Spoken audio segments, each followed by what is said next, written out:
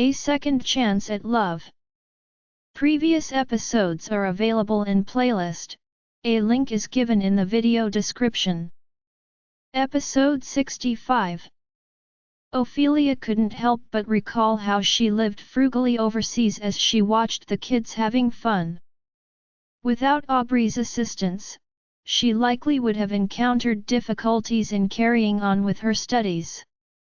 Initially, Aubrey wanted her to join Pearson Group after she returned to the country. Ophelia was filled with deep gratitude for Aubrey, who went above and beyond to assist her. When Aubrey voiced her discontentment about Roxanne, Ophelia was quick to join in, expressing her own disdain as well. Alas, none of them expected that Pearson Group would meet its end before Ophelia could return to the country. According to Aubrey, the downfall of the Pearson family was mainly due to Roxanne's influence on Lucian. She was able to snatch him away from Aubrey and convince him to do whatever it took to destroy the Pearson family. There were, of course, other causes that culminated in the eventual demise of the Pearson family, but Roxanne's interference was ultimately the most decisive factor. Roxanne had hurt her friend and brought about the ruin of the Pearson family, leaving Ophelia without any opportunity to achieve her ambitions. Hence, it was only natural for Ophelia to despise Roxanne. Getting a job at the kindergarten after her return was also Aubrey's idea.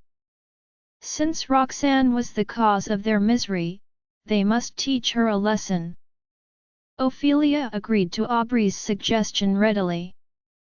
Her goal was to inflict harm upon Roxanne's children in order to teach her a lesson, but she hadn't gotten a chance to do so for the past few days. The sports competition was the perfect opportunity for her to carry out her plan. Ophelia kept her gaze on the kids as she racked her brains to figure out a plan. Meanwhile, the children were focused on the games. The first game they took part in was the puzzle game. It was a competition, so the teachers had selected some difficult puzzles for the kids. The other kids had been born into affluent households and had received additional tutoring beyond their regular schooling, yet they were completely bewildered by the challenging puzzles.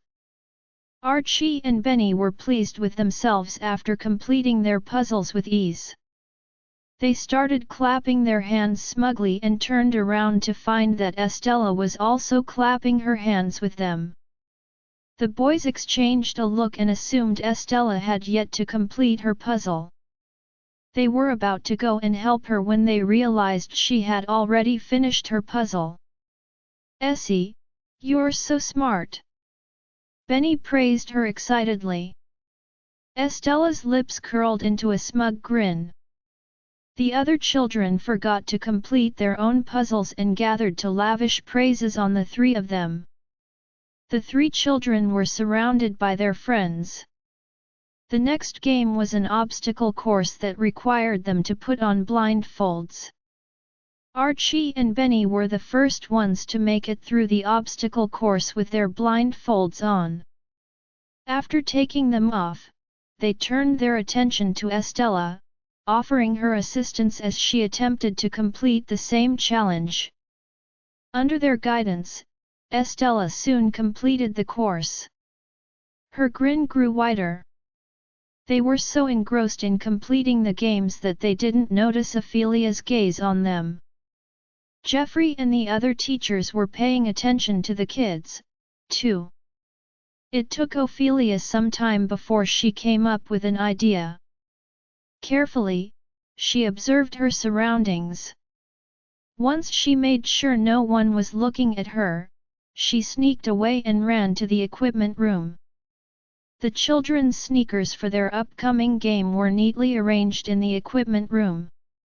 Their parents had lovingly prepared the shoes for them, taking great care to label their shoes with their name stickers. Ophelia meandered around the area until she eventually spotted Benny's shoes at the most outward corner. Her expression was dark as she picked them up. The next game was hopping on one foot. The kids filed to the equipment room to change into their sneakers. After changing into his shoes, Benny felt slightly uncomfortable. He assumed that it was probably because he had not worn these types of shoes in quite some time and wasn't used to the fit. Nonetheless, he didn't give it too much thought and kept going. Archie and Estella were urging him to hurry up, so he pushed aside the thought of his uncomfortable shoes and hurried over to them, beaming happily. This was an individual game, and Benny's turn wasn't until later. After Archie and Estella finished their turns, they stood aside to watch Benny play. "Remember to be careful. Safety comes first," Pippa told them repeatedly. Ophelia stood aside and acted like she was ready to spring into action and protect the children at any moment. Three children had done a good job in the previous games, so when it was Benny's turn, their friends cheered him on and watched him expectantly. Benny's competitive nature was unleashed, and he began to hop quickly. He picked up speed as his friends cheered him on. When he realized something was wrong, it was too late for him to stop. "Benny!" Archie yelled. He was the first one to take note of Benny's strange behavior and ran over to his brother hastily. Benny did his best to halt in his tracks. However, the harder he tried, the more out of balance he got. In the end, he toppled to the ground. Beneath him was a hurdle that they were supposed to hop over. Crack! Benny crashed into the hurdle, breaking it in half. Wincing in pain, he landed awkwardly, his hand twisted beneath him in an unnatural position. He felt a sharp pain flaring up his arm. Without warning, Benny, who was typically strong, burst into noisy tears. "Benny, what happened? Let me see your injury." Ophelia stood the closest to Benny, so she was the first one who rushed up to him and embraced him tightly. She was also careful to wipe away the oil on the ground discreetly with her free hand. Archie soon arrived and knelt down beside Benny. Spotting Benny's injured wrist, he exclaimed, "Miss Smith, I think Benny's wrist is fractured." The boys practically grew up in the research institute. They might not be skilled in medicine but had learned something from their time there. It was rare to see Benny wailing loudly, so Archie was sure that his younger brother was seriously injured. "Miss Smith, let's bring Benny to the doctor. He must be in pain." Ophelia pretended to agree. "Calm down. I'll bring him to the doctor now." Despite saying that, she slowly removed Benny's sneakers, taking the time to put them away in an obscure location before any of the other teachers arrived. She then brought Benny to the infirmary. Benny didn't stop bawling his eyes out during the entire journey. Estella had never seen Benny crying hysterically before.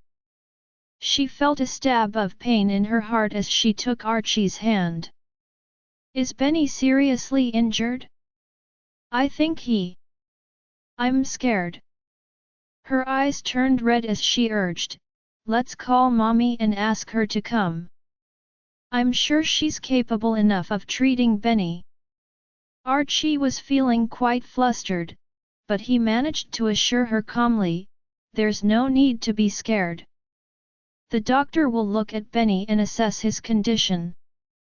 If it turns out that something serious has happened, then we'll call Mommy right away. She's busy at work, so we shouldn't disturb her unless it's absolutely necessary." After hearing his comforting words, Estella calmed down a little. She stopped talking and clutched Archie's clothes nervously. Jeffrey, Pippa, and Ophelia brought Benny to the infirmary while the other teachers stayed back to take care of the remaining children. Benny was sobbing uncontrollably, so the atmosphere in the infirmary was incredibly tense. "Doctor, how is he?" Jeffrey asked in a tight voice when the doctor completed the examination. "Never mind if this had happened in the past. Benny is now Mr. Farwell's son.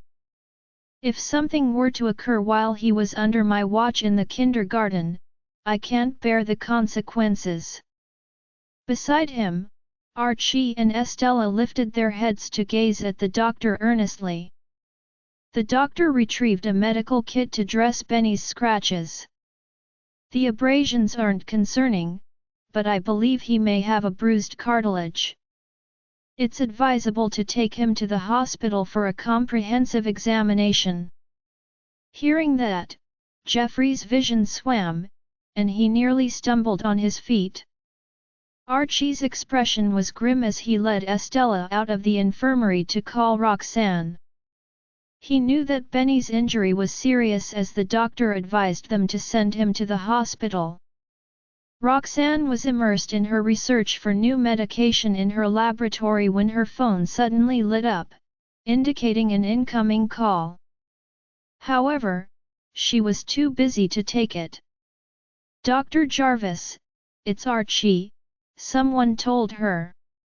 Hearing that, Roxanne put a halt to her work and paused her experiment to answer the call.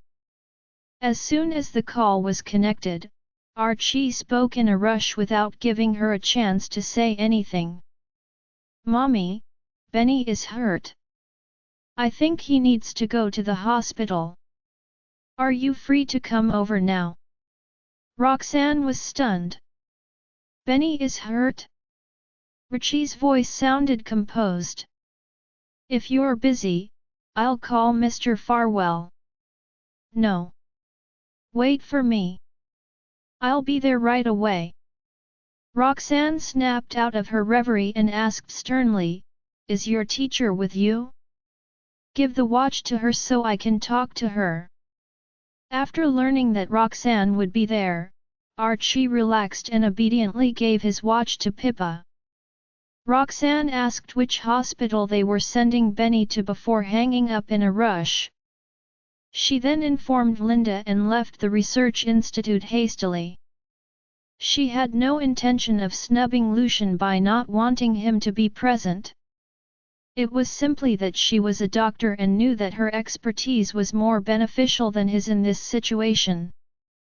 In the infirmary, Pippa and Jeffrey prepared to send Benny to the hospital.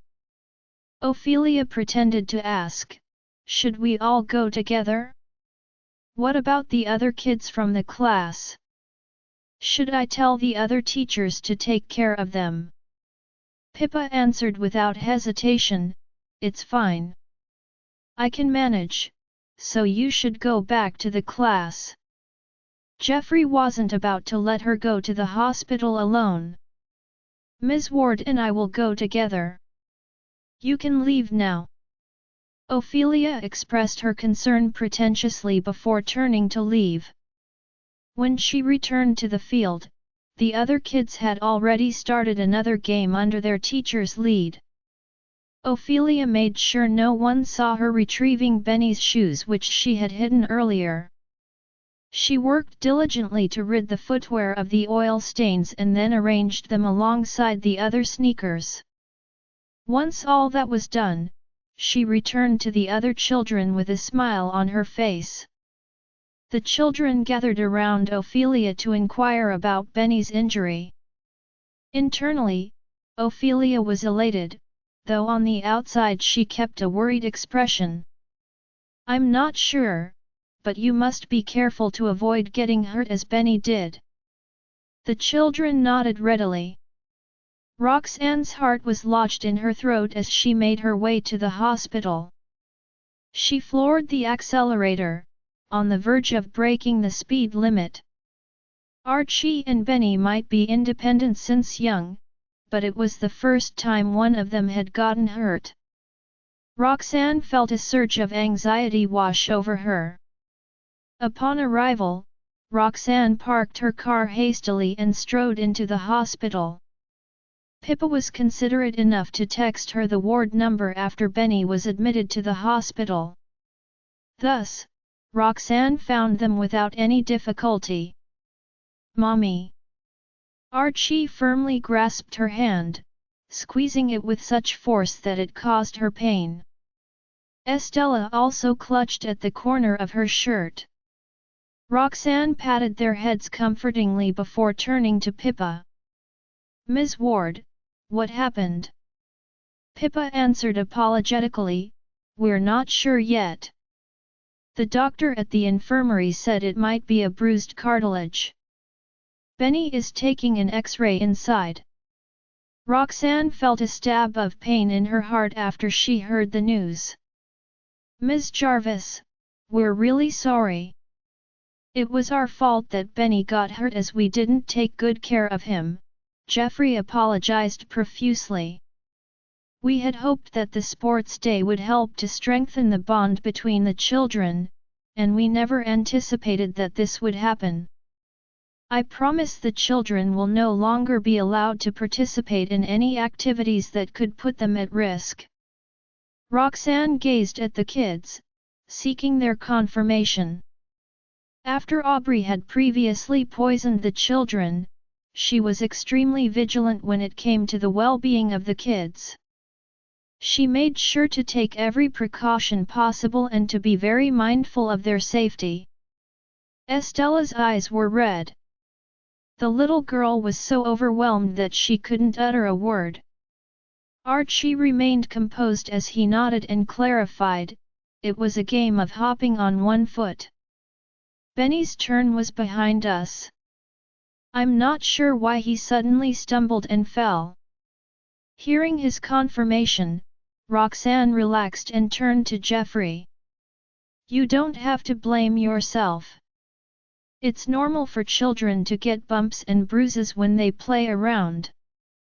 As long as they're not seriously hurt, everything should be okay." Right after she spoke, the doctor led Benny out. Upon spotting her, Benny, who had managed to put an end to his weeping only moments ago, was overcome with emotion again. He burst into tears and leaped into her arms. He sobbed, "Mommy, it hurts." Roxanne glanced at his wounded arm. He had a long, noticeable scrape that extended from his wrist to his palm. His hand was already beginning to swell up in response to the injury. Benny's wrist was stiff. Roxanne couldn't tell if it was due to the pain or some other cause. Feeling bad for him, she gave him a comforting hug. "Don't be afraid. I'm here, so you won't feel the pain soon. Be a good boy, okay?" She then brought him to see the doctor. "Doctor, how is he doing? Can I see the X-ray?" Naturally, the doctor gave her the X-ray and explained, "He has a soft tissue injury. Children are not good at enduring pain, so I believe this injury will cause him to experience a long period of discomfort." Roxanne observed the X-ray carefully and furrowed her brows. It was a serious injury, so she could imagine how abrupt Benny's fall had been. As she was a doctor herself, she had taught Archie and Benny from a young age how to minimize their risk of harm in the event that they ever encountered any difficulties. Benny shouldn't have forgotten her teachings unless it was a sudden situation. Suspicion flashed across her eyes. "I would suggest that he remain in the hospital for a few days of observation. If he is recovering satisfactorily, he can then be discharged," the doctor added. "I don't want to stay in the hospital," Benny wailed by her ear. Roxanne patted Benny's head and told the doctor, "No need. I'm a doctor, so I can take care of him myself. Thank you." After getting the doctor's permission, Roxanne brought the children back. Meanwhile, Elias and Sonia were waiting outside the kindergarten after school hours, but they saw no signs of Estella. Soon, most of the children had been picked up, but there were still no signs of their granddaughter. The two of them wanted to ask the teacher about what was going on, but they belatedly realized that they rarely sent and picked up Estella, so they did not even know which class the girl was in. There's no sign of Essie around. I thought he said we could pick her up, Sonia grumbled. Elias had a grimace on his face, and he immediately called Lucian to question, "Did you talk to Roxanne about this? We're at the kindergarten entrance, but we don't see Essie anywhere." Lucian was confused when he heard that. "Give me a second. I'm going to call Roxanne. She agreed to this yesterday, so maybe something popped up."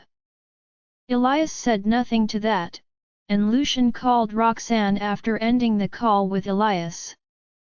Roxanne was treating Benny's wound, so it took her a while before she could answer the call. "Where's Essie?" came Lucian's voice. "Did something happen?" It was only then Roxanne recalled that Elias and his wife were supposed to pick Estella up that afternoon. Lowering her gaze to look at the girl, Roxanne then apologetically said to Lucian, "Something happened on my side, so I picked Essie up first. Please ask if your parents mind picking her up from my place.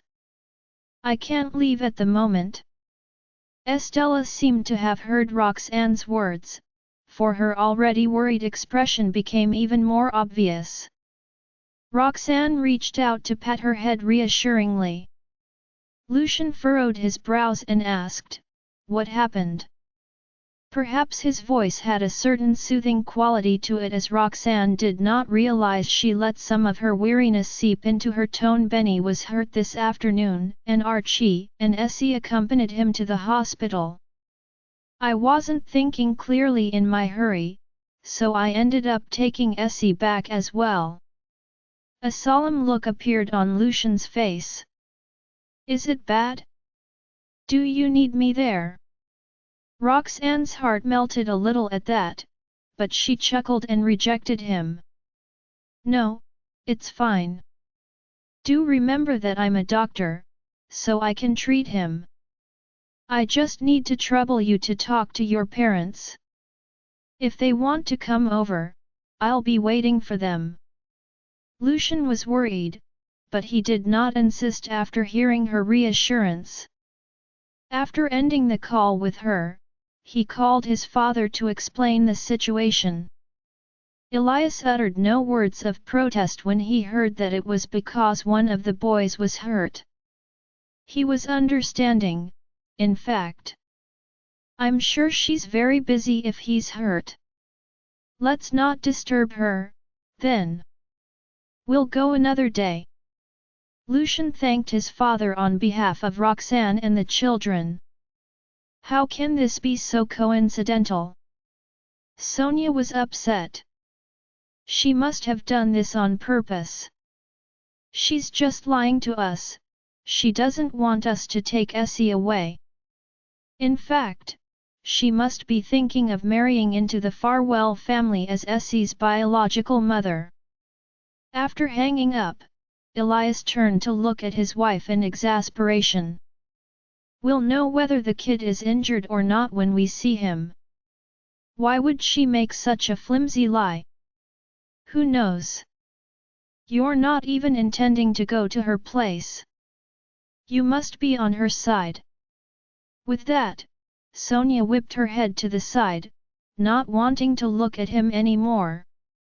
Elias knitted his brows when he saw his wife acting in that way. "I don't remember any conflicts between the two of you 6 years ago. Why are you so biased against her? Are you saying that I'm unreasonable?" Sonia snapped, turning around to glare at him. The resignation on Elias' face deepened. I'm only stating facts. Why are you taking this so personally? Then we'll go to her place to check it out right now. We'll see if the kid really is hurt. Didn't she ask us to pick Essie up from her house? We'll go right now. Elias knew that she was only saying that because she was furious, so he just drove them back to the Farwell main residence. Sonia was even more irked when she realized where they were heading, and she kept grumbling on their way back. Elias pretended not to hear anything she said. He was already relenting much by accompanying her to pick Estella up from the kindergarten. As Farwell Group's chairman, he simply could not do something ludicrous like kicking up a fuss in another person's house with her. Even if his wife said it was for the Farwell family's sake, Elias still thought that they had no need to do something that extreme. Meanwhile, after Lucian conveyed the message to his father, he found himself fretting about Benny's injury. Thus, he went to Roxanne's place. At the same time, Benny was staring at his mother and muttering, "Mommy, was that call from Mr. Farwell?" As Roxanne treated his wound, she answered, "MHM. I forgot that Essie was supposed to go home with her grandparents today." Benny did not care about that, he only cared about whether or not his father was coming. Will Mr. Farwell be coming? He was hurt, and he wanted his father to give him words of encouragement. However, Roxanne halted in her tracks and hesitantly started, "Mr. Farwell is a busy man." Before she could finish her sentence, the sound of the doorbell rang out. Thinking that it was Elias and Sonia, Roxanne rose to her feet and went over to open the door. However, upon registering the face of the man by the entrance, she blinked in surprise. "Why are you here? Didn't you say?" Lucian had been in a hurry to come, so he was only wearing a plain dress shirt and a tie. In a quiet voice, he said, "They said they'll come and pick Essie up another day and asked you to take good care of Benny." Shock flashed across Roxanne's eyes when she heard that. "Where's Benny? How is he? Is it bad?" If he had arrived at his own house, he easily navigated his way inside. By the time Roxanne came back to her senses, the man was already in the living room.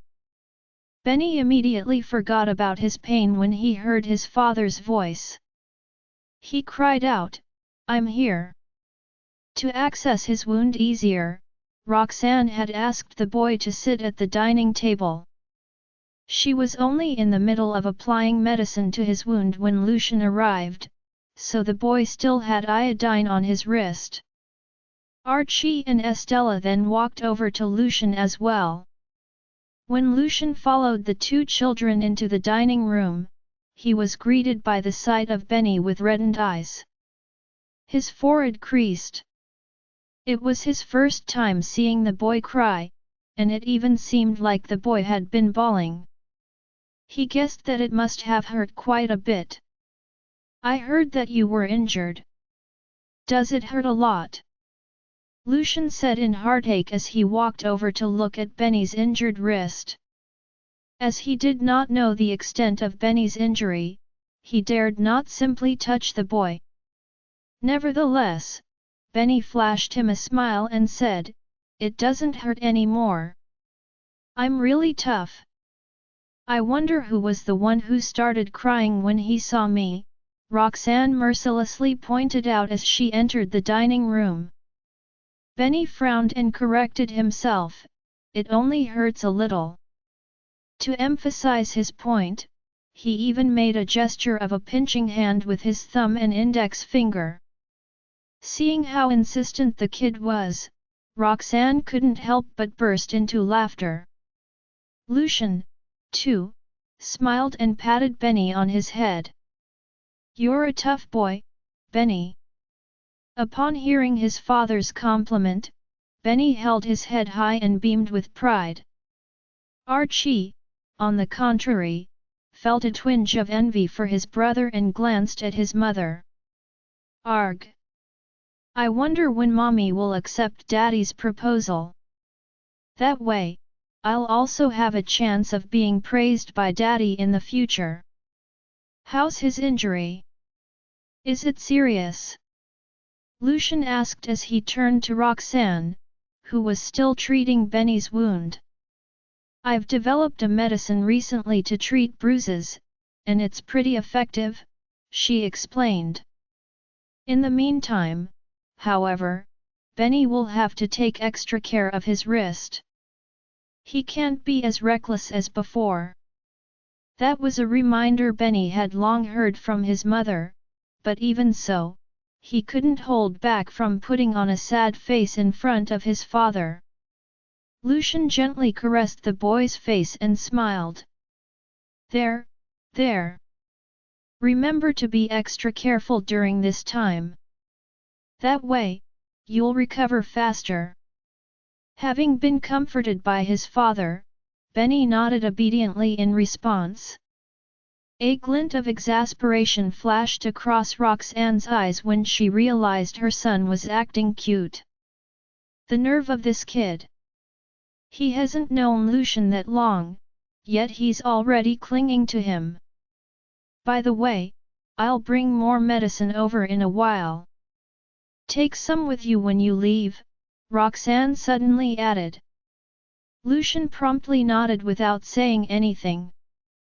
After tending to Benny's injury, Roxanne still had a lot on her mind, so she told the kids to run along and play. Soon, only she and Lucian were left in the dining room. "What's the matter?" the latter asked as soon he saw how distracted the woman was. Roxanne furrowed her brows. "I had agreed to let them take Essie home, but in the end, I still took her back to mine. Will your parents think I'm not a woman of my word? Mrs. Farwell's already prejudiced against me, and even though Lucian hasn't said anything, I'm pretty sure this visit was her idea.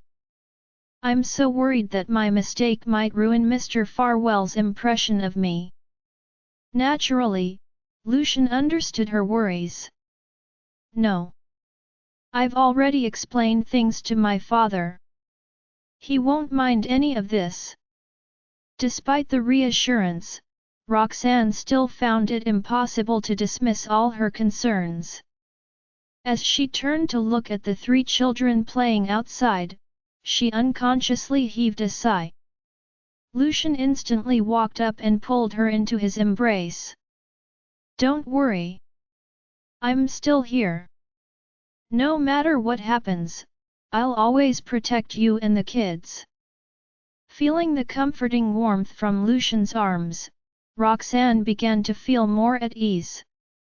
All of a sudden, the sound of Lucian's phone ringing broke the peaceful silence in the dining room. Lucian glanced at his phone screen, only to realize it was a call from the head of the kindergarten, Jeffrey. "Ah, yes.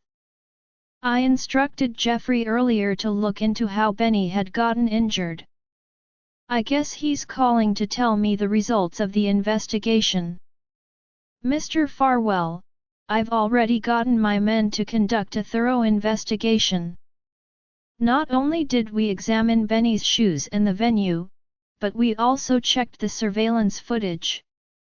There's no problem at all," Jeffrey said cautiously. Benny was just careless. At that, the man quickly made a U-turn and shifted the blame onto himself and the kindergarten. "It's all our fault for not putting enough safety measures in place. I take full responsibility for it. Don't worry. I've reminded our teachers to pay extra attention in the future. Accidents like this won't happen again." Meanwhile, Ophelia stepped out of the kindergarten with a grim expression. Thank goodness I handled the matter fast enough. Who'd have thought Mr. Bauer would launch an investigation as soon as he returned? Gosh! I almost blew my cover. Then again, this must mean that little Bastard's injury was pretty bad. With that thought in mind, Ophelia curled her lips into a smirk. That Roxanne has ruined my chances of a happy and comfortable life. She deserves this little payback from me. Ha! Naturally, Ophelia needed to inform Aubrey about the incident, so she quickly got into her car and dialed the latter's number. Fortunately, the call got through after just a few rings. How did it go? Did you succeed? Aubrey asked urgently. Arg! Life has been incredibly tough on me lately. I need some good news to cheer me up. I greased the shoes of that Benny boy, and he fell really hard. Ophelia said with a smug chortle. Mr. Bauer even made a big fuss out of it when he returned, so I'm sure that little bastard was injured pretty badly. Upon hearing that, Aubrey felt both gleeful and relieved. Well done. I'm so thankful for your help. I wouldn't have known who else to turn to if you hadn't agreed. Don't mention it. Remember how much you helped me back then? I'm only too happy to be able to return the favor. Aubrey, however, wasn't willing to leave things just like that. So what if I'm not as rich as before or no longer own many luxury items? Compared to me, Ophelia is still from a lower class background. She's helped me, and it's only fair that I reward her. After looking around and searching high and low in her room, Aubrey spoke up again. Oh, come on. You took such a huge risk to help me. How can I not thank you? Anyway, I have a handbag that would suit you well. In other words, Aubrey wanted to reward Ophelia with the handbag, and the latter quickly caught on to it.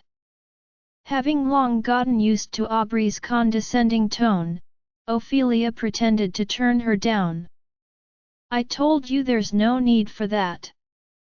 You've already helped me a lot in the past. That said, the woman truly wanted the handbag. She had been with Aubrey for so many years that she knew better than anyone else how rich and generous the latter was. Even the tiniest amount of money from Aubrey would be a lifetime of wealth to Ophelia. Aubrey may be down and out now, but she's still far more powerful and wealthier than me. As for the handbag she just mentioned, I'm sure it's one I'd never be able to afford in my entire life. Of course, I want it. Thankfully Aubrey was also very persistent in giving it away. Are you looking down on me because the Pearson family isn't what it used to be? She grumbled as her face darkened. I can still afford to gift a handbag. Stunned by Aubrey's outburst, Ophelia trembled and hastily explained, No, that's not what I meant in that case, meet me at Orange Moon tonight. I'll bring the handbag along. Aubrey interrupted before ending the call. As it turned out, Orange Moon was a bar that Aubrey had recently been a loyal patron of. It was a far cry from the high-end venues she used to frequent, but it was enough to impress someone like Ophelia. Once she hung up the phone, Aubrey began putting on her makeup and picking out her clothes. After what seemed like forever, she finally grabbed the handbag and left the house.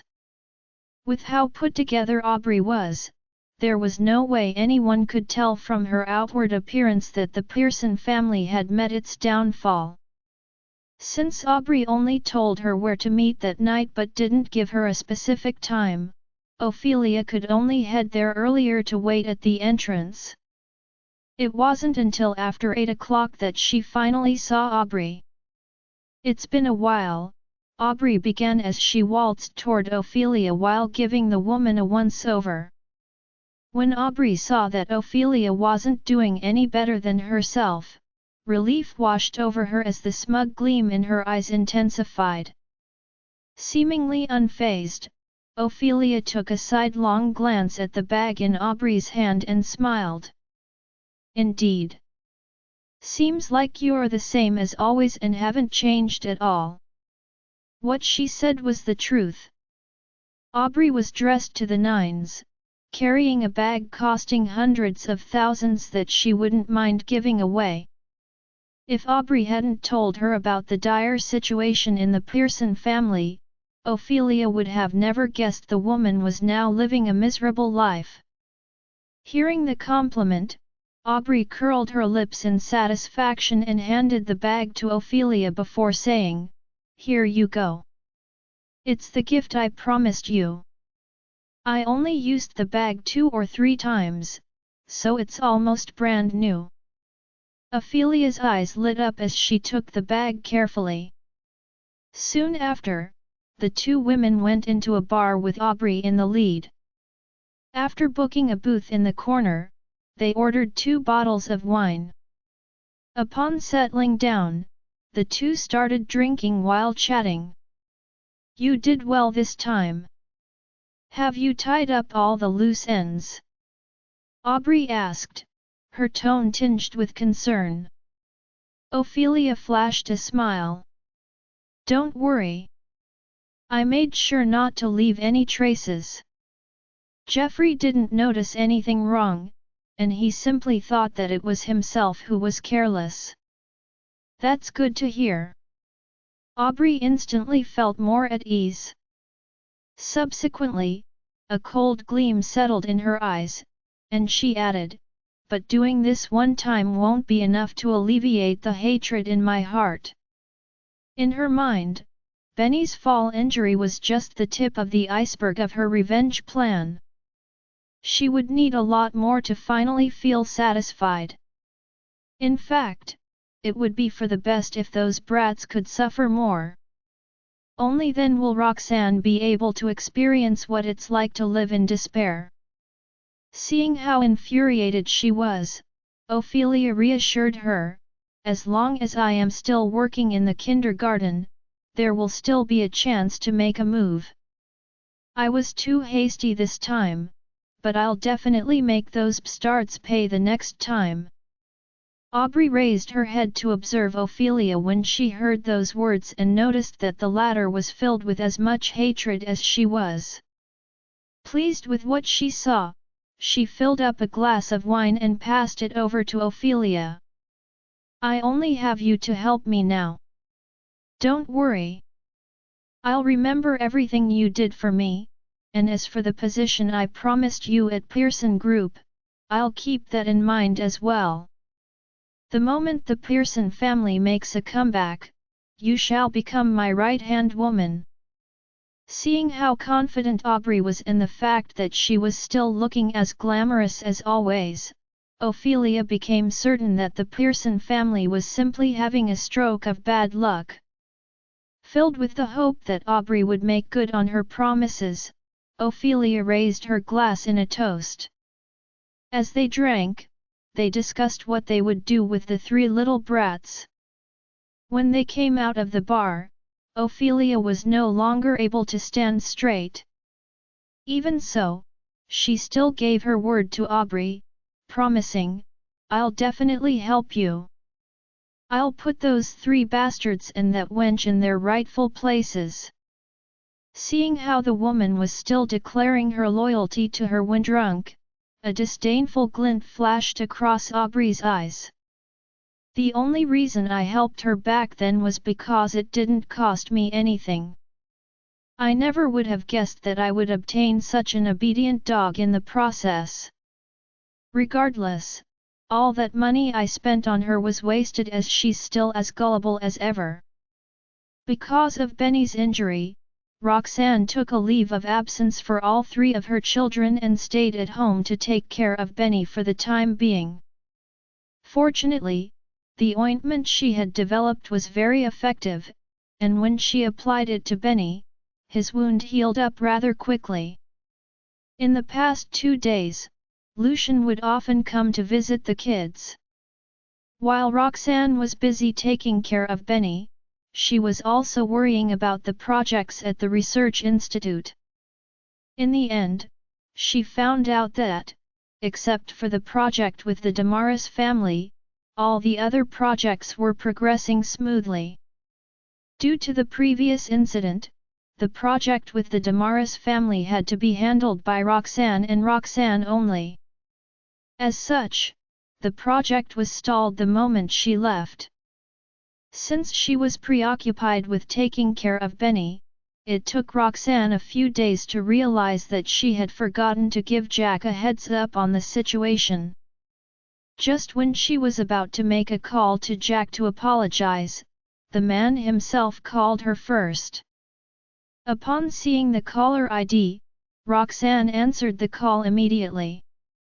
With an apologetic tone, she greeted, "Mr. Damaris."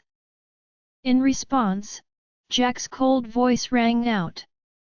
"It's been a long time, Ms. Jarvis. I wonder how your drug research is going? Since we're partners, shouldn't you take the initiative to report this matter to me?" His tone was filled with a sense of superiority as if he was commanding Roxanne to do her job. Although she felt uncomfortable at being chided, Roxanne was aware that she was in the wrong.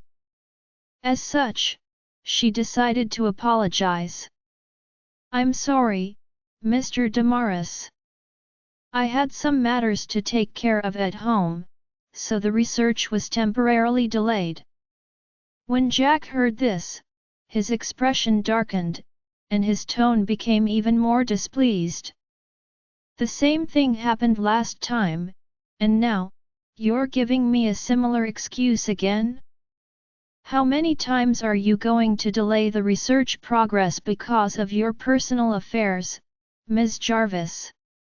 I bet the progress was delayed because she's out frolicking with Lucian again." Frowning, Roxanne explained, "Benny's hand was injured, so I had to stay at home to look after him for a few days. Because of this, I had neither the time nor the heart to concern myself with matters happening at the research institute." Making up her mind, she added, "Of course, I'm well aware that I am the one at fault for delaying the research progress. Mr. Damaris, if you're willing to put your trust in me, I'll do my best to catch up with the progress when I get back. That being said, I have no complaints as well if you don't want to wait any longer and wish to change a partner. I am also willing to compensate for the delay in accordance with Damaris Group's requirements. Although the project with Damaris Group is important, it is nothing when compared to my son's well-being." Jack's anger gradually dissipated when he heard that the matter Roxanne had to deal with involved her son. Subsequently, he started to panic when he realized she was proposing to cancel the cooperation. Easing his tone, he said, "My apologies. I was reprimanding an employee earlier, and my temper got the better of me. I hope you won't mind that my tone was a bit harsh." Roxanne was as serious as ever when she asked, "So what are your plans, Mr. Damaris?" "I'll give my full cooperation," Jack replied.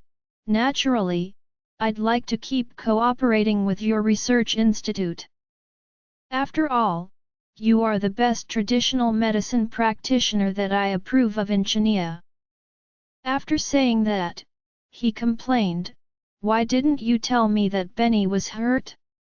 If I had known about this, I would have given you a few days off, and we wouldn't be having this awkward conversation.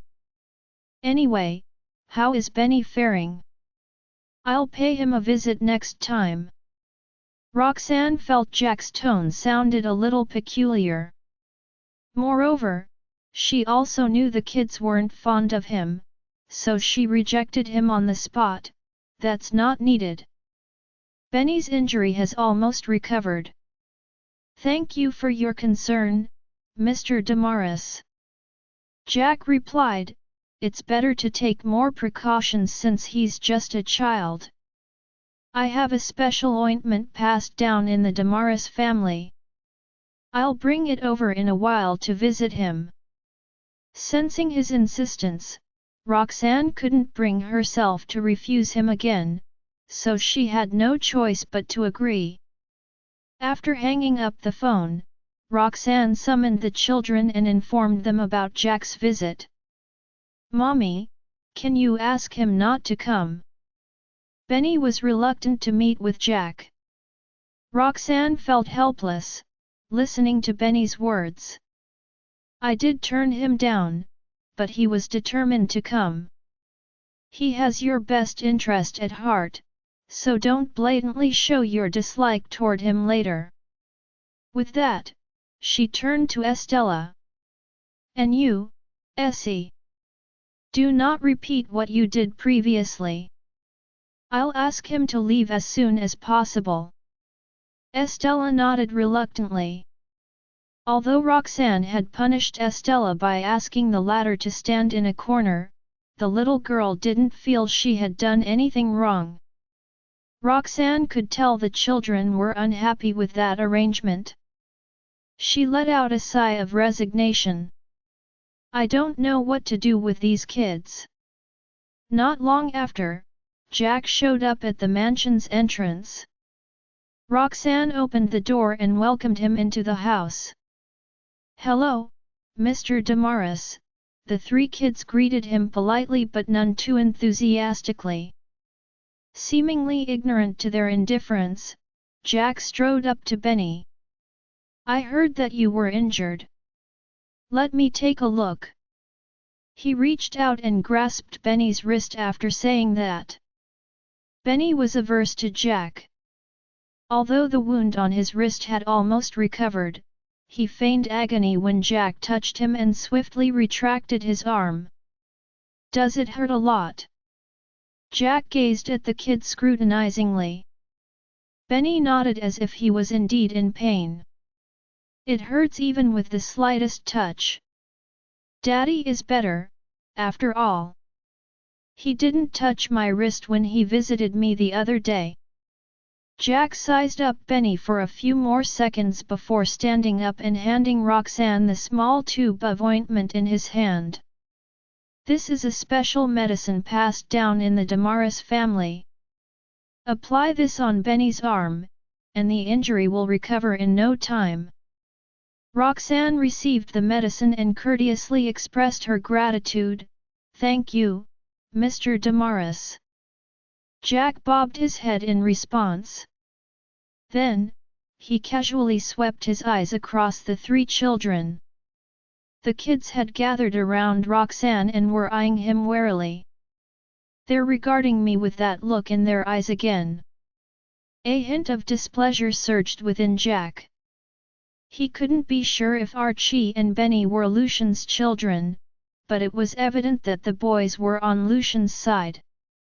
That reason alone was sufficient to invoke Jack's distaste toward the boys. I need to bring the kids out in a short while, so if there's nothing else, Mr. Damaris, Roxanne hinted at Jack for him to take his leave. Fortunately, he didn't insist on staying. Take good care of Benny. There's no hurry regarding the tasks at the Research Institute. Roxanne pursed her lips and smiled. Thank you. Don't worry. I'll make sure to finish the development of the new medicine within the given time frame. The two didn't chat further as Jack swiftly left afterward. Roxanne felt slightly suspicious as she watched his car disappear from her sight. Jack's sole purpose for making that trip was clearly to confirm whether Benny was truly injured. She could not shake off the feeling that Jack seemed to have changed in some aspects compared to when they first met. Due to Benny's injury, the three kids didn't attend their classes at the kindergarten for the time being. As a result, Ophelia didn't have the chance to make her move.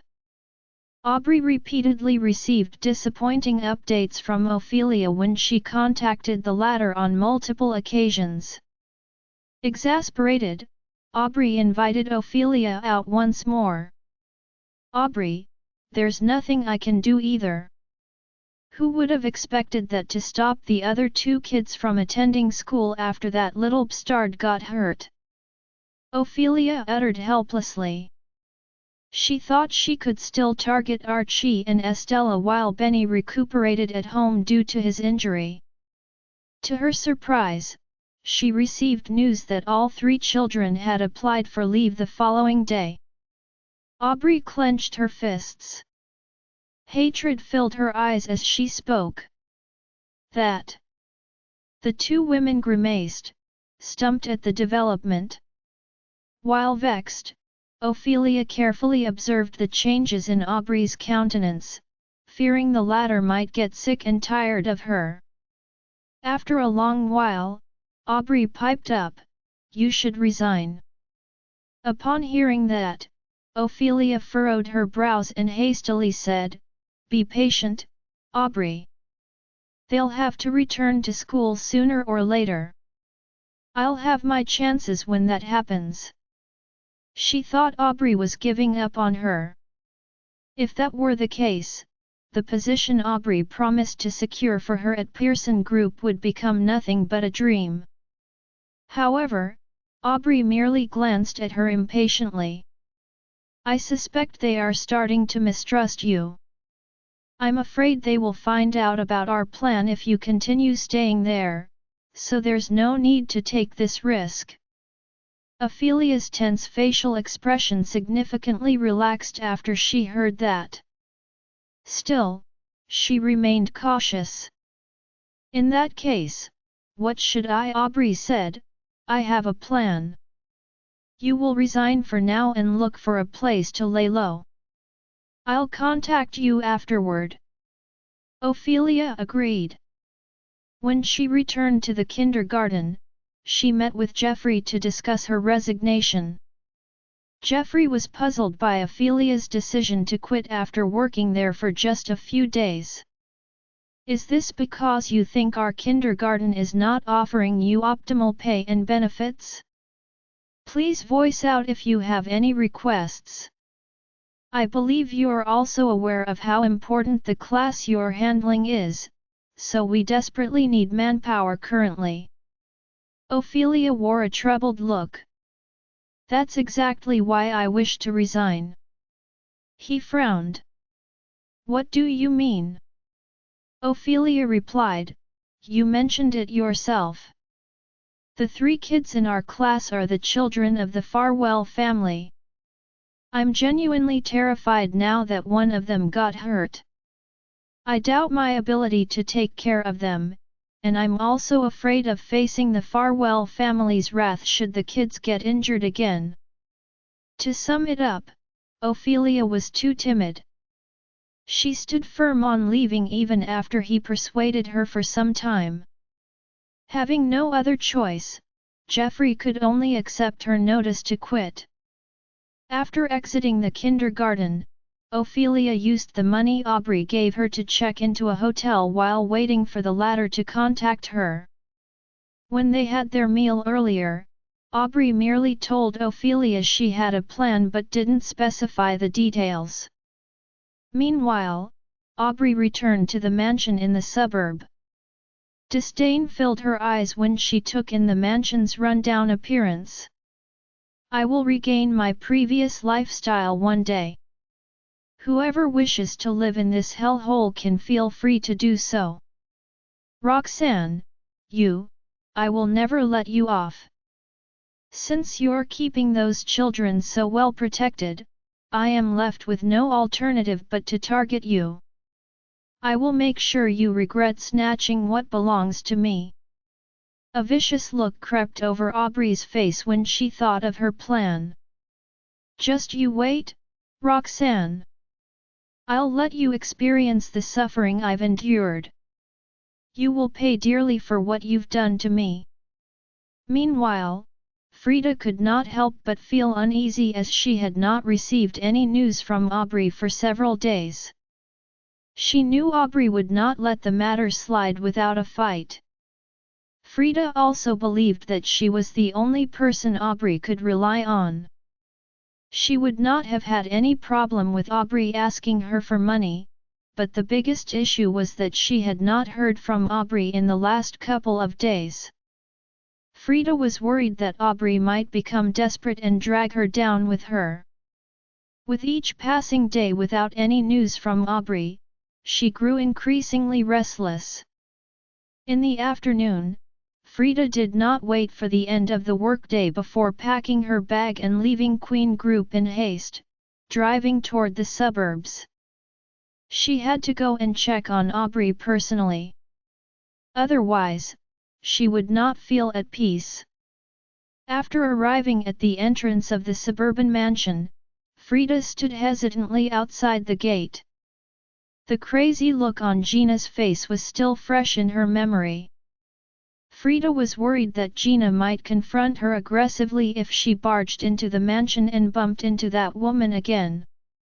After giving it some thought, she gave Aubrey a call. It did not take long before Aubrey answered the call. "What's up, Frida?" Aubrey's voice was calm, almost unaffected. It was as if she was not bothered by anything at all. Frida was bewildered by her friend's demeanor, but she dared not express it. She said, "Aubrey, I'm here to see you. I'm downstairs at your house now." Our mom, hearing the anxiety in her voice, Aubrey chuckled lightly. "Come on in. They're not at home." These days, Samuel and Gina had been reaching out to others, seeking help and hoping that someone would lend them a helping hand.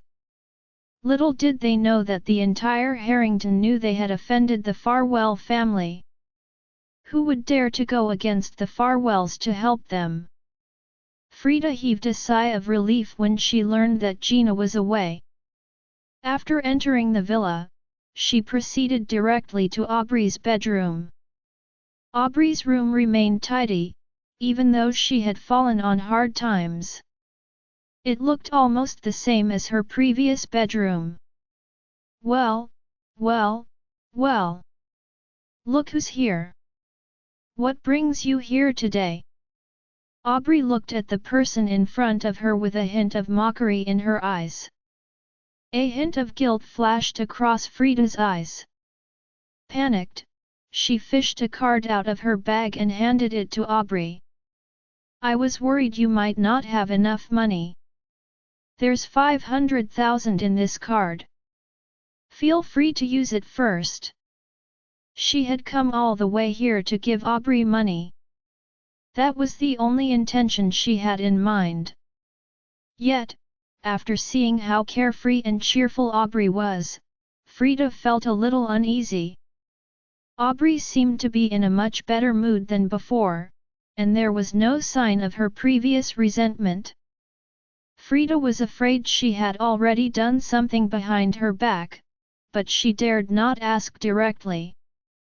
She did not want to risk provoking Aubrey and making her go crazy.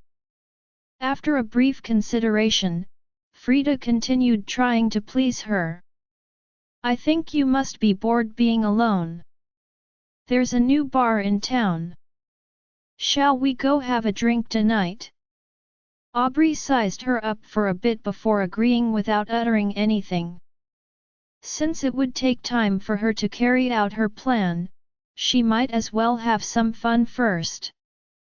As the sky gradually darkened, Frida drove Aubrey into the city, taking numerous turns before arriving at a narrow alley where the new bar was situated.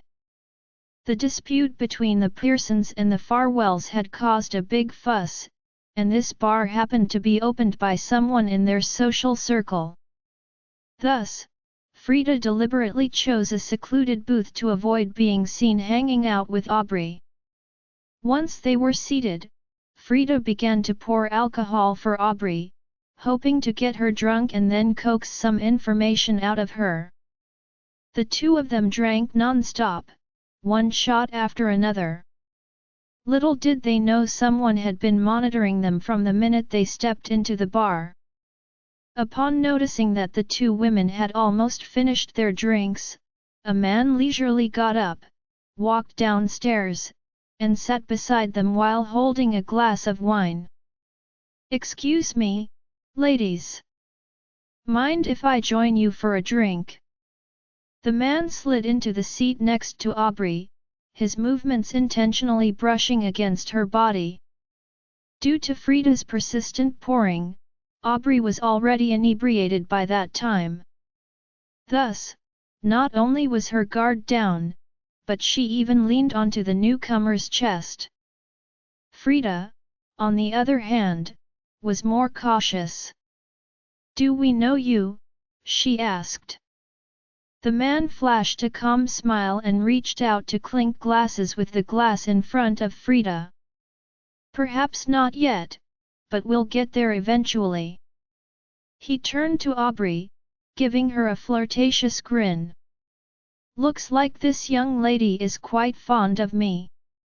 After downing half of the wine in his glass, he poured the remaining into Aubrey's mouth. Aubrey, who was already not in the right state of mind, gripped his wrist, pulled the glass closer to her, and gulped the wine. "Aubrey." Frida was getting anxious. Although she was wary of Aubrey, it did not mean she could allow a man to take advantage of someone she was once close with. She got up, wanting to pull Aubrey over to her side. Before she could do that, the man grabbed her wrist with a smirk and uttered in an icy tone, "The lady accepted my drink, so she's mine tonight. Since she didn't turn me down, you better not ruin my fun." Frida suddenly became alert. "Who are you? Let go of Aubrey." After pushing Frida, causing her to fall on the couch, the man gently lifted Aubrey's body onto his shoulder in a fireman's carry and walked to the door. Frida was both shocked and scared.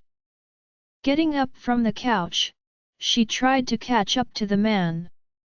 Unfortunately, she found it challenging to navigate through the crowded bar as she had sprained her ankle when the man shoved her to the couch just now. In the blink of an eye, the man and Aubrey disappeared from her view. Frida immediately went into panic mode.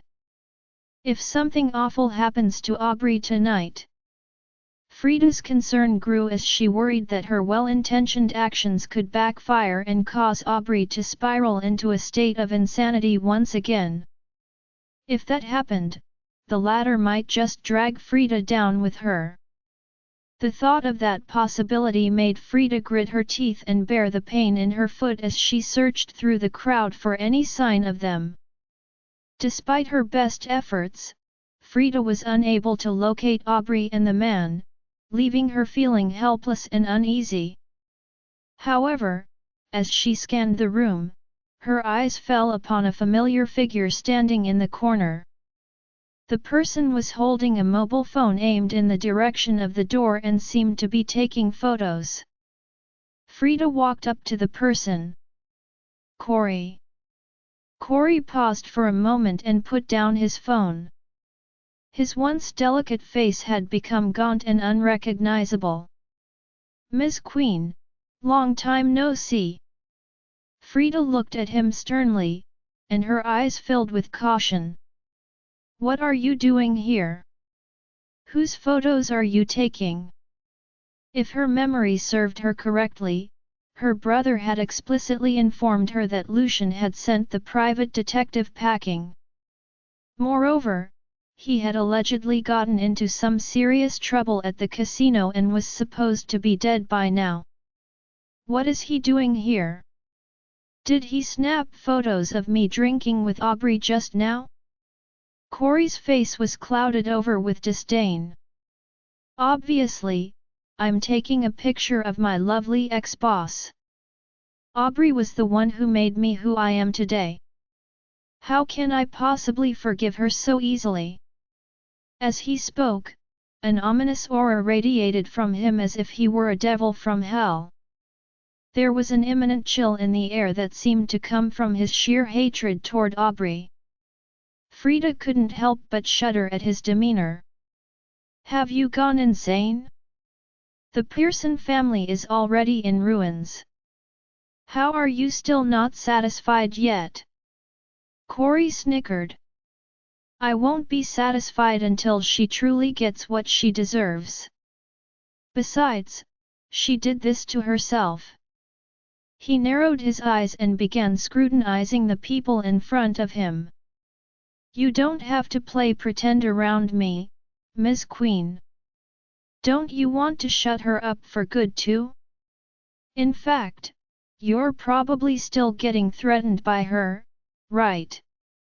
Frida's eyelids quivered as she forced herself to look away. I don't know what you're talking about.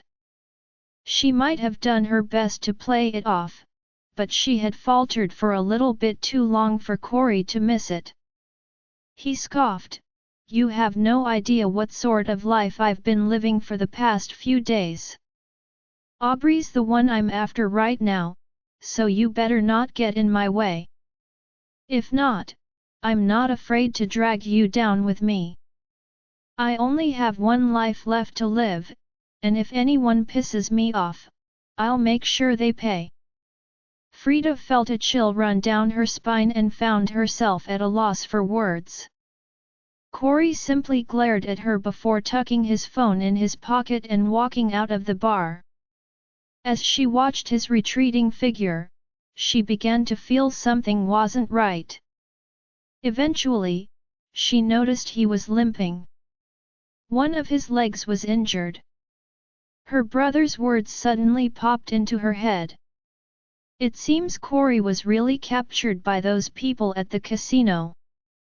She had never experienced it herself, but she knew how ruthless those people could be. She couldn't bear to imagine the torture Corey must have gone through with them. However, she was curious about how he had managed to escape. No wonder he hates Aubrey so much. The sight of a man in his prime getting reduced to such a state truly shocked her. She was taken aback but also terrified. The three of them had been on the same boat once. Aubrey and Corey had fallen so far from grace that she couldn't help but wonder if she would be next. No. I can't become like them. Frida rushed to get her bag and hurried out of the bar. She had to quickly come up with a plan to get rid of the bloodsucker named Aubrey. After walking out of the bar, Corey continued limping with difficulty into a small alley. He was drenched in sweat even after such a simple task. He had been hanging on the brink of death when he got captured by the casino workers, and it was through sheer luck and desperation that he had even gotten out alive. Sadly, his leg would never fully recover. It was exhausting for him to walk even a short distance. He had to take a break to regain his strength. He took his phone out and stared at the picture of Aubrey on it with an evil glint in his eyes. If it wasn't for her, he would never have gotten into such trouble. He had been reduced to that ghastly state, and he would make sure Aubrey paid for that. He wanted to drag her down to hell with him. After he typed something on his phone, a notification that reads "Message sent" popped up on his screen. He snorted triumphantly and tucked his phone back into his pocket before limping further into the dark alley. At that moment in the Farwell residence, Lucian had just finished his work and was about to give Roxanne a call. Since Estella was now staying at Roxanne's house, Lucian kept using it as an excuse to call her whenever he had time. He had just picked up his phone when a message from an unfamiliar number popped up. Lucian frowned and opened it. A few pictures began loading on the screen. They were taken in a bar, and the dim lighting made it hard to make out most of the details. However, Right in the middle of the picture was Aubrey all cozied up against a random man as she sipped from his glass. The pictures after that were all of them leaving together. Lucian's eyes gleamed with disdain. The Pearson family was now in near shambles, but Aubrey somehow still had the nerve to go out and party as if nothing had ever happened. Who could guarantee that she hadn't done the same in the 6 years that she had been with him? He saved the pictures and forwarded them all to his mother without explaining anything. He felt the pictures already spoke for themselves and Sonia would understand him well enough.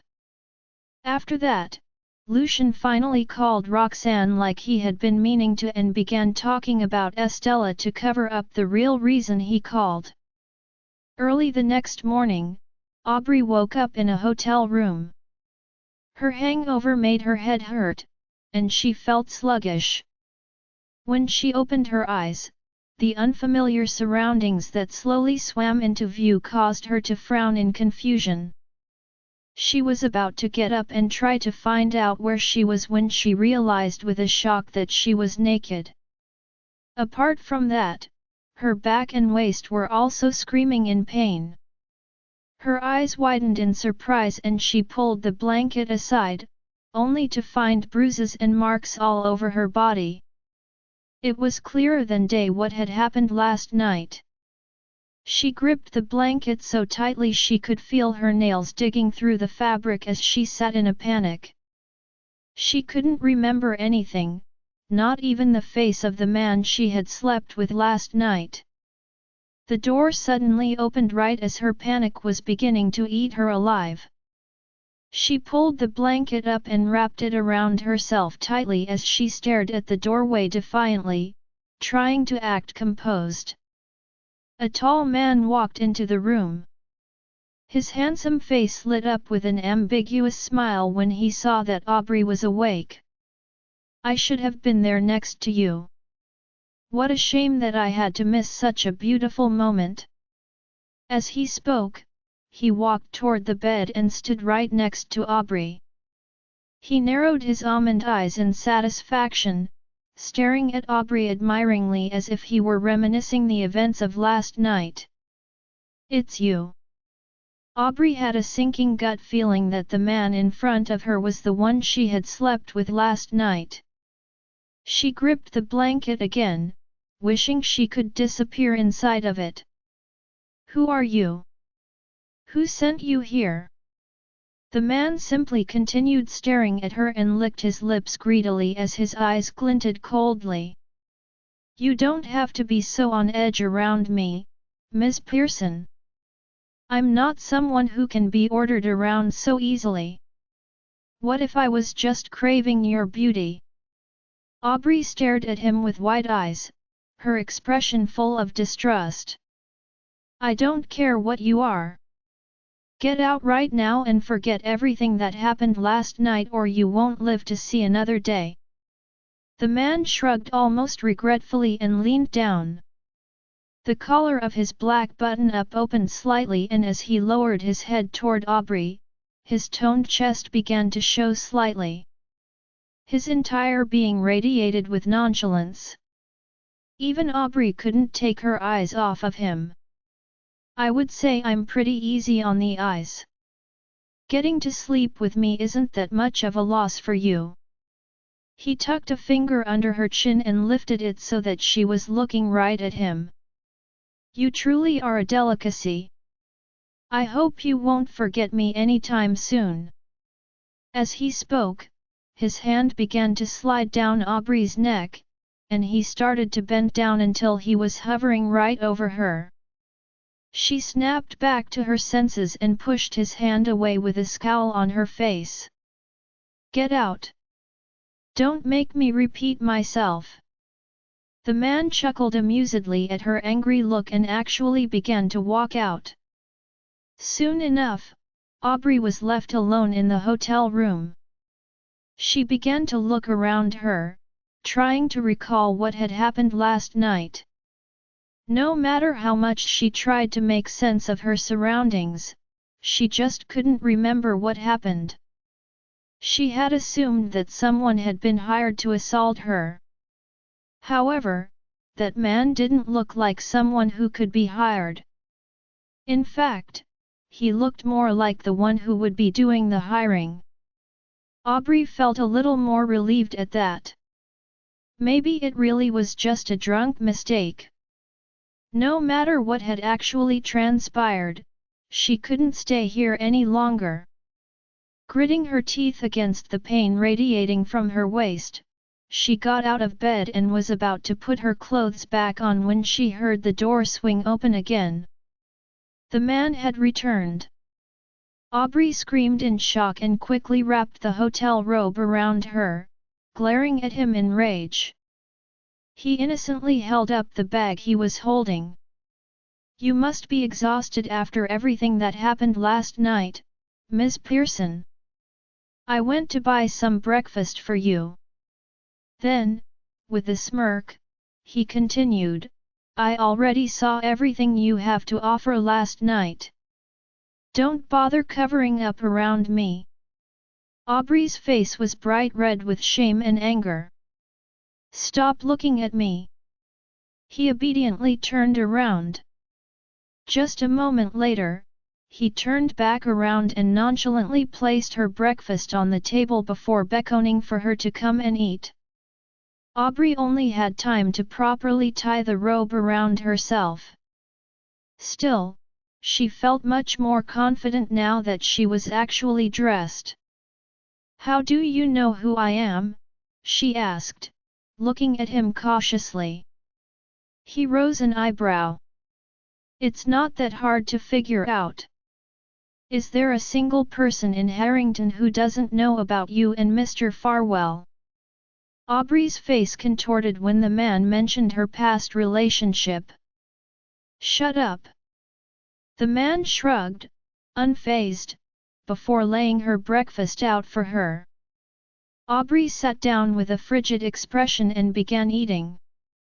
The fact was that whatever happened last night couldn't be undone, and that man had already told her that he knew about her and Lucian's relationship. She suspected that the worst-case scenario was that he wanted to take advantage of her when she was at her lowest. If this had happened in the past, she would never have let him get away with it. Now, however, she was beginning to think that he could be put to good use. All it would take was just her body to win him over, and at this point in her life, there was nothing she wasn't willing to sell out. The mysterious man's aura and the hotel room she was in both boasted his financial state.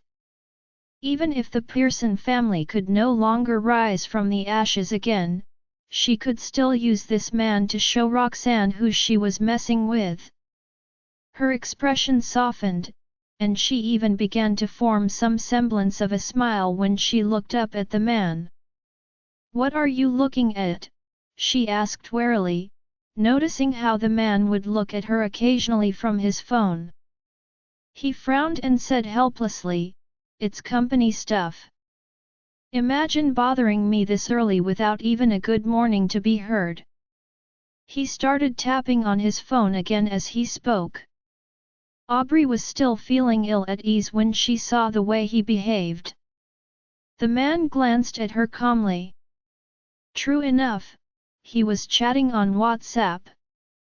When she saw that, she had no choice but to stop questioning him. After breakfast, the man, being the gentleman he was, offered to send her back. Aubrey turned him down without any hesitation. "It's fine. I can go back on my own." She reckoned if he saw the dire straits that the Pearson family was in, he would never look at her again, let alone help her in the future. Thankfully, he did not insist on sending her back. Aubrey called for a cab when she came out of the hotel. Before leaving, she checked the rearview mirror to see if the man was following her. When she was certain that he was not following her, she told the driver her address in the suburbs. The man stood at the entrance of the hotel, and the smile on his face had gone awry. Right then, his phone rang. It was a message from his assistant that read, "Mr. Crawford, the photos have already been distributed to the various media in Horrington. Very soon, they will spread around." Sean Crawford smiled with satisfaction before replying, "All right." Lucian had appeared out of nowhere a few years ago and outshone all the youths in the business world. Sean did not like the feeling that someone was better than him, so he decided to go abroad to develop his career. Since he had only returned home 2 days ago, he had no idea about the cancellation of the engagement between Lucian and Aubrey. The moment he returned home, he had gone drinking at the bar with some friends. That was where he bumped into Aubrey and Frida. Without hesitation, Sean took advantage of Aubrey. Having been suppressed by Lucian for so long, Sean could not wait to embarrass him. If the world found out that Lucian's fiancée was such a promiscuous woman, there was no way he could face the world. Sean found it hilarious when he recalled how gullible Aubrey was. Not only did she believe him, but she even attempted to make use of him. This woman is so dumb. I wonder what Lucian sees in her. That very afternoon, one photo began spreading like wildfire all over the internet. It was a photo of Aubrey in her nightgown. Her hair was messy, and her neck was covered with hickeys. One look and anyone could tell that they were freshly planted. Instantly, the internet was in an uproar. The moment Sean knew about it, he kept his eyes on the comments online. He had thought that people would accuse Lucian of being weak and incapable and that he could not even keep a close watch on his fiancée. Yet he did not expect the netizens to scold Aubrey alone. They were very supportive of Lucian instead. One netizen commented, "No wonder Mr. Farwell says there is something wrong with her character. She claims that she has been waiting for Mr. Farwell for 6 years. Yet, shortly after the cancellation of their engagement, she sleeps with another man." Another wrote, "Tisk. What a hussy. She has finally shown her true colors. She's not fit to be with Mr. Farwell." Someone posted, "Looks like Mr. Farwell and his original spouse are indeed a match made in heaven. Aubrey Pearson is not good enough for Mr. Farwell at all." Sean was perplexed as he read the online comments. Their engagement has been called off? When did that happen? How come I didn't hear anything about it? He closed the social media app and searched for Kai Jackson's phone number. Kai was one of his closest friends in Chania. The call was answered very quickly. "Yo! I can't believe a busy man like you has the time to call me. I heard you came back. When shall we meet up for a meal?" Sean was not in the mood for small talk with his friend. Instead, he went straight to the point. "What's going on between Lucian and his fiancée?" "Fiancée?" Kai shot back a question with a meaningful look. "Which fiancé are you talking about? During your absence, a lot of things have happened in Mr. Farwell's life." Sean's heart sank slightly when he heard that. "What do you mean? Isn't Aubrey Pearson his fiancée?" Kai laughed out loud when he heard that. "That was 800 years ago. Back then, I noticed that Lucian had been treating Aubrey with indifference. I found it strange that the Farwell and Pearson families have managed to hold on to the engagement for many years." Sean did not respond. Instead, he continued to listen to his friend's rambling. "The Farwell family called off the engagement 2 years ago. Lucian even implied that Aubrey has a poor character. It turns out that his ex-wife is back in the country with 2 children. Right now, the Pearson family is being made bankrupt by the Farwell family, and Lucian is getting it on with his ex-wife again. Kai was very animated when he was gossiping. It was as if he could not wait to get involved in the drama. Back then, who would have thought that Lucian's love life would have so many ups and downs? Sean was also very shocked when he heard that. As far as he knew, Lucian had always been a cold person. He did not expect Lucian to do something like that. Sean was very disappointed when he realized that everything he had planned the night before had gone to waste. I can't believe they call off their engagement. Such a pity. Then again, that woman is not too bad at all. This time, Kai was the one who was startled. Which woman are you talking about? Please don't tell me that my good buddy has slept with Lucian's ex-wife the moment he comes back. Sean tugged. Of course, I'm referring to Aubrey. Who else can it be? I thought they were still engaged. Everything had happened too abruptly the previous night.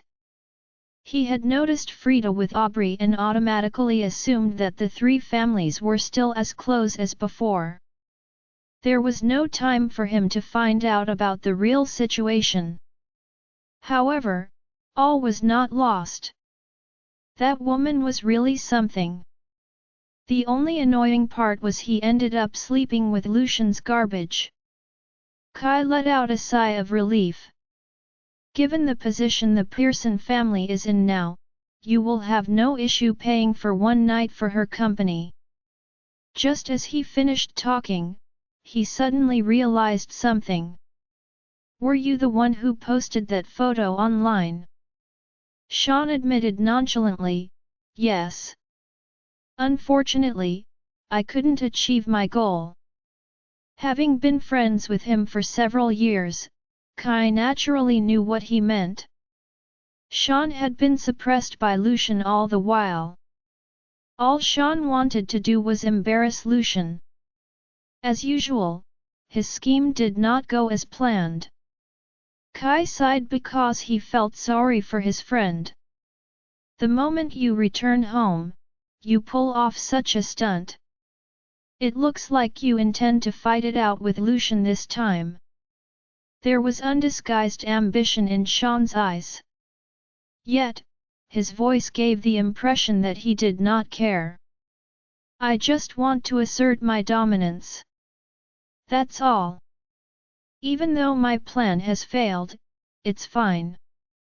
I'm not in a hurry to compete against him. Lucian has made much progress in Horrington all these years. It will take more than a day for me to defeat him. I'll have to take my time and consider my moves. There was also something else that Sean did not mention. It was only a matter of time before he would defeat Lucian. The whole world would know that Lucian was nothing but a loser. I, Sean Crawford, am the true business genius. Kai smiled respectfully. I'm on your side. Make sure you show Lucian who you really are. Sean chuckled and said nothing. Meanwhile, Lucian also saw the scandal on the internet.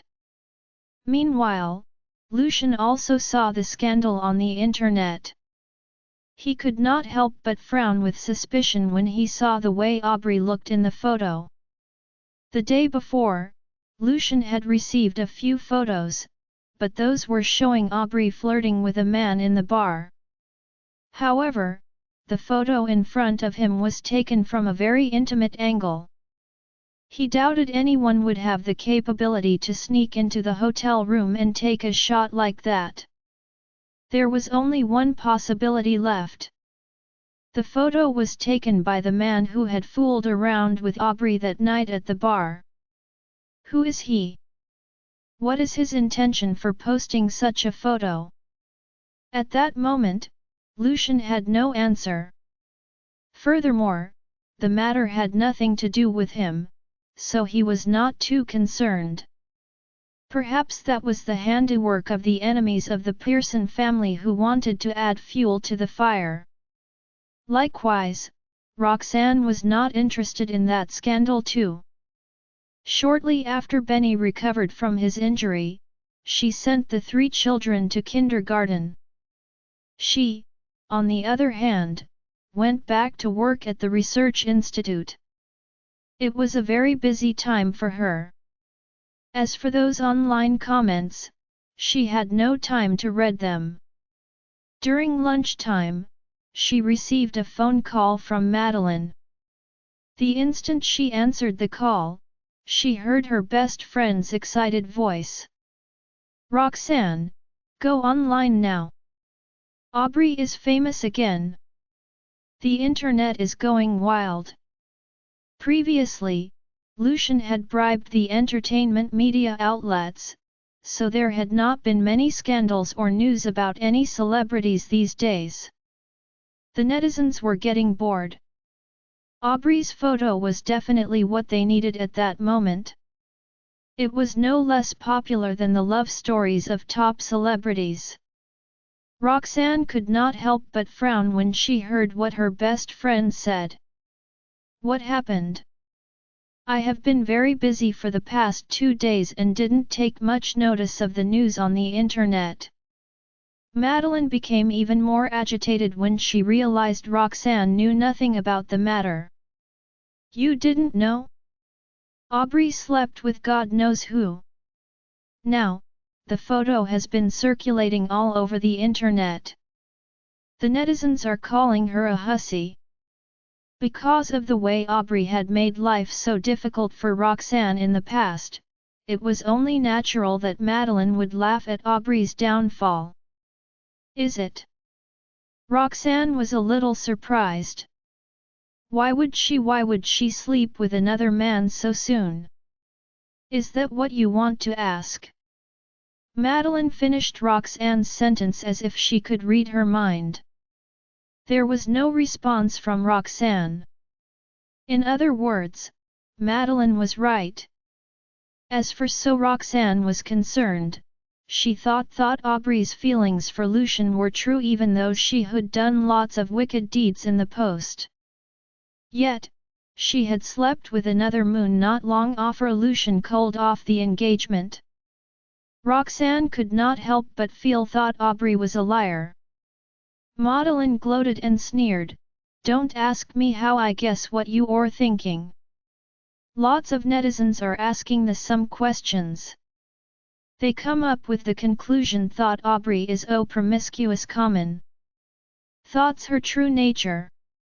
She was just very good at hiding it in the post. Thought's lol."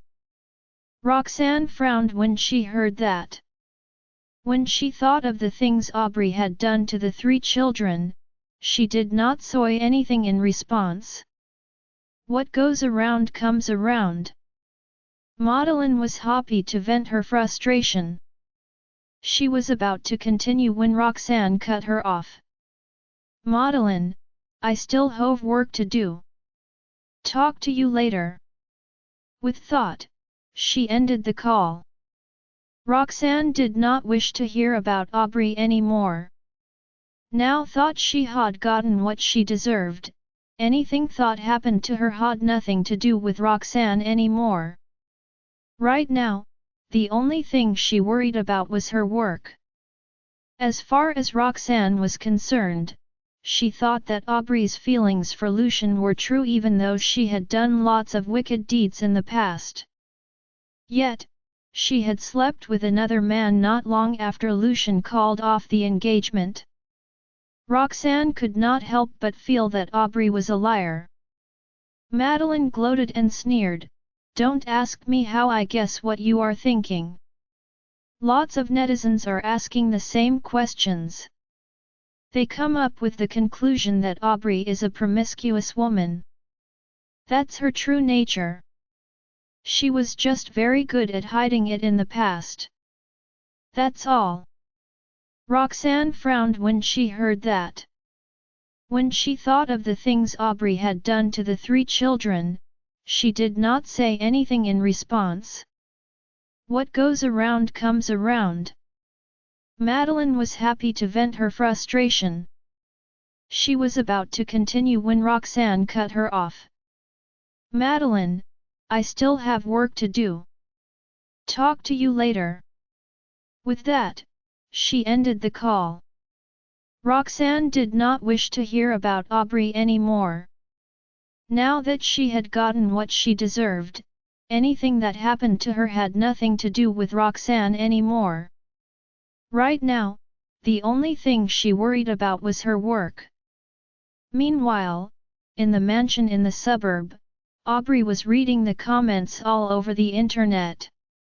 A crazed look was on her face as she shrieked, "I will never, ever, let you guys get away with this. I was wrong about that man. He said he knew me, so I thought he had nothing to do with Roxanne. But in hindsight, who else besides Roxanne would do something so wretched? Besides that, who else would benefit from me becoming a joke? Roxanne must be taking her revenge on me. It has to be her." Aubrey wanted to kill Roxanne. Her gaze hardened with unparalleled hatred. Anger clouded Aubrey's mind as she grabbed her handbag and stormed toward the door. The only thing on her mind was take revenge against Roxanne. Just as she flung the door open, she was halted by her father. Samuel's venomous glare burned into her skin. "Have you no shame? How dare you still think about going out at a time like this? Do you think it's not embarrassing enough?" With each word he spoke, Samuel took another step closer to Aubrey, closing the gap between them. Traumatized by all his beatings, Aubrey instinctively flinched and moved away at each step he took until she was back to the wall. "What's with this photo? Which lowly man did you defile yourself with?" Samuel interrogated with a stern voice. Fixating his scorching gaze on her, he commanded, "Tell him to get his ass here this instant. I want him to take responsibility for what he has done to you." When Aubrey heard what Samuel said, she was so exasperated that she laughed. "Who do you think took the photo? Do you think he'll take responsibility if he didn't think twice about uploading those photos online? He wants me to be scorned by everyone. He wants everyone to think that I'm a promiscuous woman no one in their right mind will marry." Seeing the undisguised satire behind Aubrey's eyes, Samuel was so livid that his eyes turned bloodshot. Without missing a beat, he slapped Aubrey across the cheek, causing her to fall to the ground. "You wretch! Don't you know how to behave well for even one day?" Cupping her throbbing cheek with her hand, Aubrey screamed to defend herself, "I've been framed. It's all Roxanne's fault. That plotted against me. Why don't you take it out on her instead?" Samuel laid another heavy hand on her other cheek. "Shut up! How many times do I have to tell you not to provoke Roxanne? Why won't you ever listen?" Seeing her own father defending Roxanne, Aubrey trembled in anger. "I didn't provoke her. She provoked me first this time. Don't you see that everyone online is scolding your own daughter? Are you blind?" Samuel raised his hand, wanting to give Aubrey another slap. Yet when he saw his handprints on her swollen cheeks, he clenched his fist and lowered his arm back to his side. His eyes were swirling with a mixture of disappointment as he looked at her. "The Pearson family is in this situation because of you. Yet, you still don't know how to repent from your ways and still blame everything on Roxanne. Right now, you should be thinking about how to get Lucian to forgive you so that the Pearson family can hold our heads up in public again." Aubrey's face was edged with stubbornness. "Lucian is blaming us because of that. As long as that wretched woman is gone, everything will be okay again." Samuel was so enraged that he almost got a heart attack. Leaning against the bed frame for support, he took a few deep breaths to calm himself down. After a good few minutes, he straightened himself and pointed at the door. "Out! Out! Get lost! From this day onward, whatever you do has nothing to do with the Pearson family." Struggling onto her feet, Aubrey shot him a glare. "I will make that pay for what she has done. That's a promise." With that, she strode out the front door without turning back. Samuel's eyes darkened when he heard the front door being slammed. Staggering briefly before steadying himself, he heaved a heavy sigh. Exhaustion and bitterness could be seen in his pained expression. He had put in so much effort for the Pearson family to be redeemed someday. He had been holding on to the hope that the sun would shine on them again. Alas, everything is ruined now. Outside the mansion, Aubrey got into the car. As she was driving, she dialed Frida's number. Frida had already seen the news on the internet. With the news trending all over, it was no surprise that Frida had come across the discussions and comments about the incident. Ever since she saw the photo, Frida had been feeling uneasy. She was the one who was out drinking with Aubrey last night. Not only so, but Aubrey was taken away by the man right under her nose. "I didn't expect that man to pull a stunt like this. If Aubrey finds out, she'll never let me off the hook." Just as Frida was getting fearful, she received the expected phone call from Aubrey. Frida's heart almost jumped out of her throat.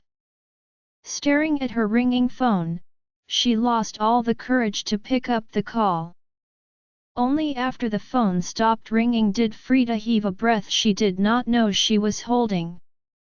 However, before she could recover from the shock, Aubrey started calling her again. Frida could no longer ignore the call. "Aubrey," she answered, unable to hide the guilt in her voice. "What happened last night?" Aubrey's voice was filled with frustration. Terrified, Frida did not dare to tell the truth. Instead, she tried to test the waters. "Don't you remember? You left with a guy." Aubrey was on the brink of losing her mind. "If I remember, why am I still asking you? Who is that man?" Upon finding out that Aubrey had forgotten everything, Frida sighed in relief. "I don't know. We both had too much to drink last night. I went to the toilet. By the time I came back, I saw you leaving with a guy. I called out to you, but you didn't stop. I tried to chase after you but the bar was too crowded, so I lost you in the end." Having said that, she immediately apologized. "I'm so sorry, Aubrey. I didn't know that something like this would happen. If I had known, I wouldn't have brought you out drinking. It's all my fault." If Aubrey found out that Frida had watched her being taken away by the man, she would have plotted to kill Frida. Naturally, Frida did not dare to admit the truth. When Aubrey heard Frida's answer, she huffed, "I'm heading to the bar now. You're coming with me. We have to find the guy. Now." Frida's heart began to race. She was very reluctant to go with Aubrey. "It has to be a trap set by Roxanne against me. Once I get my hands on that guy, I will make him reveal that's true colors to the entire world. Aubrey gritted her teeth. A murderous glint flashed across her eyes. In her mind, Roxanne had made her lose everything. She wanted to settle the accounts one at a time. Frida was hesitant. When she heard that Aubrey wanted to cause Roxanne trouble, she was even more reluctant to take part. However, Aubrey did not even give Frida a chance to refuse. I'll be waiting for you at the entrance of the bar. If you don't show up, I'll make sure you suffer the same fate I did. With that, Aubrey hung up the phone right away. Biting her lip in frustration, Frida eventually dragged herself to the bar. By the time she arrived at the entrance of the bar, Aubrey was already waiting for her. When Frida saw the two swollen hand marks on each side of Aubrey's cheeks, she could not help but shudder. Feeling Frida's sympathetic gaze on her, Aubrey roared in fury, "What are you looking at? It's all that's fault." Frida averted her eyes awkwardly, not daring to go against Aubrey's command. She quickly changed the topic. "Let's go inside. I've already informed the person in charge." Aubrey snorted before following Frida inside the bar with a grim expression. As she strode into the bar, a hostile aura surrounded her. "Two little shits. I will not let them get away with this." Meanwhile, in the Farwell residence, Sonia felt nauseous upon seeing the photo being shared all over the internet. In the past, Aubrey had told Sonia time and time again that she was in love with Lucian. It had only been a few days since the two families had called off the engagement. Sonia was surprised and disgusted when she saw that Aubrey had already checked into a room with another man. Aubrey even went as far as making love with him as if nothing has happened. She must have done so willingly. This time, someone took a photo and made it viral. Who knows whether or not she had been unfaithful during all those years of her engagement with Lucian. Her so-called love for Lucian was nothing but a lie. At the thought of herself being tricked by Aubrey, Sonia could not help but feel humiliated. All of a sudden, the support Sonia had shown Aubrey all those years seemed like a waste of time. If she had allowed someone like Aubrey to be married into the Farwell family, people would have thought she was a fool. Just as her blood began to boil, Sonia received a call from Gina. Sonia rejected the call without hesitation. "What a wretched woman! How dare she call me at a time like this? How shameless!" Not wanting to see anything related to the Pearsons, Sonia tossed her phone aside out of fury. Out of sight, out of mind. From this day onward, I will no longer be associated with the Pearsons. Whatever happens to that family will be none of my concern. You've finally realized the things Aubrey has done now, haven't you? Just then, Elias came down the stairs. It only took him 1 second to figure out what was going on based on Sonia's expression. "Do you still think that everything Aubrey had done in the past was because Lucian refused to marry her?" Sonia was already feeling awful. When she heard his question, her face reddened in anger and embarrassment. "How would I know that she's such a good actress? She lied to me for so many years. Serves her right to have such an ending today. I've told you not to interfere too much in Lucian's private life, especially when it comes to romance. He's a grown man. He can handle his own affairs," Elias advised her sincerely. No matter what Sonia's intention was, Elias truly believed that they, as parents, should not meddle with their children's life. Begrudgingly, Sonia retorted, I just want the best for him. Do you think I'd have cared if it was anyone else?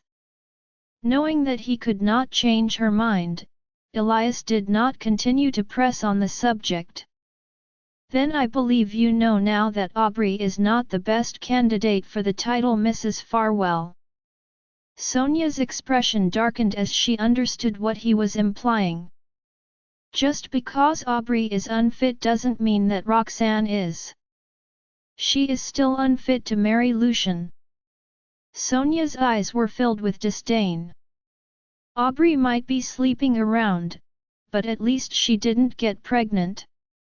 What about Roxanne? Her 2 children are about the same age as Essie. That means that she had slept with other men ever since she left the country. Now she plans to bring the 2 children into our family. If I agree to it, others will see our family as a joke. Even though Lucian had told the public that the children were his, the truth would be revealed eventually. Nothing could be hidden forever. Sonia did not want to become a laughingstock when the time came. Seeing that Sonia was persistent, Elias could only heave a heavy sigh. Just think about it again, okay? We're not young anymore. Wouldn't it be nice if we just focus on our own lives? Why do you insist on meddling with their affairs? Even if what you fear becomes a reality in the future, you and I will no longer be in charge of the Farwell family. What's there to worry about? Having said that, he patted Sonia's shoulder gently before turning around and returning upstairs. Join our Facebook and WhatsApp group for more updates, link is given in description. Rest audiobook will be continued in next episode.